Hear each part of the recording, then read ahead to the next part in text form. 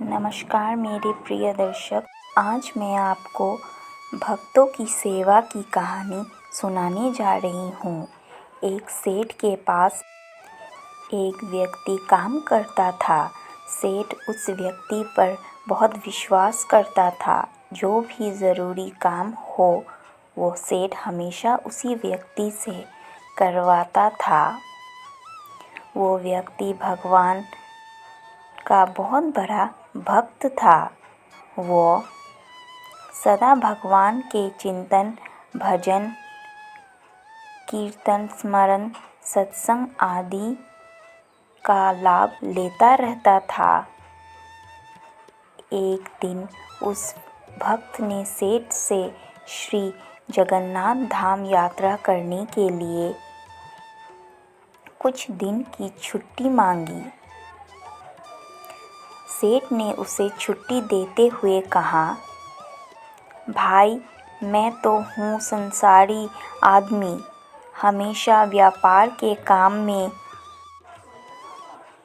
व्यस्त रहता हूँ, जिसके कारण कभी तीर्थ गमन का लाभ नहीं ले पाता। तुम जा ही रहे हो तो यह लो 100 रुपये। मेरी ओर से इसे श्री जगन्नाथ प्रभु के चरणों में समर्पित कर देना। भक्त सेठ से 100 रुपये लेकर श्री जगन्नाथ धाम यात्रा पर निकल गया।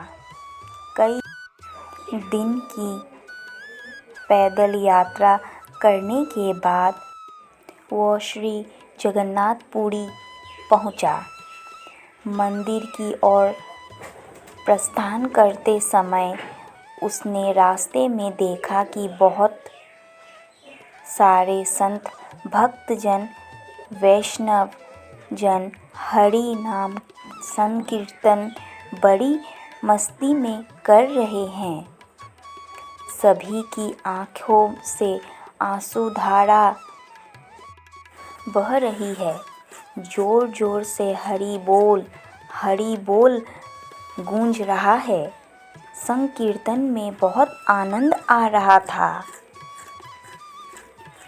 भक्त भी नहीं रुक कर हरि नाम संकीर्तन का आनंद लेने लगा। फिर उसने देखा कि संकीर्तन करने वाले भक्तजन इतनी देर से संकीर्तन करने के कारण उनके होठ सूखे हुए हैं। वह दिखने में कुछ भूखे ही प्रतीत हो रहे थे। उसने सोचा, क्यों ना सेठ के 100 रुपये से इन भक्तों को भोजन करा दूं। उसने उन सभी को उस 100 रुपये में से भोजन की व्यवस्था कर दी। सबको भोजन करने के बाद उसे भोजन व्यवस्था में उसे कुल 98 रुपये खर्च करने पड़े। उसके पास 2 रुपये बच गए। उसने सोचा, चलो अच्छा हुआ, 2 रुपये जगन्नाथ जी के चरणों में सेठ के नाम से चढ़ा दूंगा। जब सेठ पूछेगा तो मैं कहूँगा वो पैसे चढ़ा दिए। सेठ यह नहीं कहेगा 100 रुपये चढ़ाए। सेठ पूछेगा पैसे चढ़ा दिए, मैं बोल दूंगा कि पैसे चढ़ा दिए। झूठ भी नहीं होगा और काम भी हो जाएगा। वो भक्त श्री जगन्नाथ जी के दर्शनों के लिए मंदिर में प्रवेश किया। श्री जगन्नाथ जी की छवि को निहारते हुए अपने हृदय में उनको विराजमान कराया। अंत में उसने सेठ के 2 रुपए श्री जगन्नाथ जी के चरणों में चढ़ा दिए और बोला, यह 2 रुपए सेठ ने भेजे हैं। उसी रात सेठ के पास स्वप्न में श्री जगन्नाथ जी आए और बोले, सेठ, तुम्हारे 98 रुपए मुझे मिल गए हैं। यह कहकर श्री जगन्नाथ जी अंत ध्यान हो गए। सेठ सोचने लगा, मेरा नौकर बड़ा ईमानदार है, पर अचानक उसे क्या ज़रूरत पड़ गई थी। वो 2 रुपए भगवान को कम चढ़ाया। उसने 2 रुपए का क्या खा लिया। उसे ऐसी क्या ज़रूरत पड़ी। ऐसा विचार सेठ करता रहा।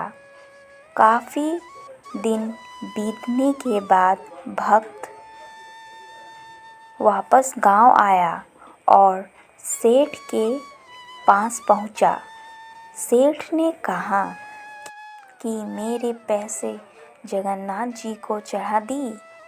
भक्त बोला, हाँ, मैंने पैसे चढ़ा दिए। सेठ ने कहा, पर तुमने 98 रुपए क्यों चढ़ाए? 2 रुपए किस काम में प्रयोग किए? तब भक्त ने सारी बात बताई कि उसने 98 रुपए से संतों को भोजन करा दिया था और ठाकुर जी को सिर्फ 2 रुपए चढ़ाए थे। सेठ बड़ा खुश हुआ। वह भक्त के चरणों में गिरा पड़ा और बोला, आप धन्य हो। आपकी वजह से मुझे श्री जगन्नाथ जी के दर्शन बैठे बैठे हो गए। भगवान को आपके धन की कोई आवश्यकता नहीं है। भगवान को वो 98 रुपए स्वीकार हैं जो उनके भक्तों की सेवा में खर्च किए गए, और उस 2 रुपए की कोई महत्व नहीं है जो उनके चरणों में नगद चढ़ाए गए। भक्ति प्रिय माधव भगवान को भक्ति ही प्रिय है और वो भक्तों के पास होती है। अर्थात भगवान स्वयं भक्तों की भक्ति व सेवा करते हैं। वह कोई करे तो अत्यंत प्रसन्न होते हैं।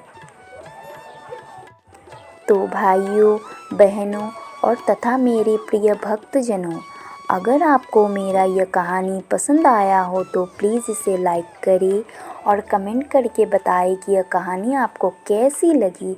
साथ ही सब्सक्राइब करें मेरे चैनल भक्ति सागर 93 को। मैं एक नया यूट्यूबर हूँ। मुझे आपकी हेल्प और सपोर्ट की बहुत आवश्यकता है। आपके लाइक्स, आपके कमेंट एंड आपके सब्सक्रिप्शंस मेरे लिए बहुत ही महत्वपूर्ण हैं। अगर आपको मेरी कहानी में कोई भी कहीं भी गलती नज़र आए तो कृपया कमेंट पर लिखकर बताएं ताकि मैं उसे सुधार सकूं। और ऐसे ही हर दिन आपके लिए हर दिन भगवान की नए कहानी लेकर आऊँगी आपके अपने चैनल भक्ति सागर 93 पर। ऐसे कहानियों के लिए देखना मत भूलिए आपके अपने चैनल भक्ति सागर 93 को। धन्यवाद।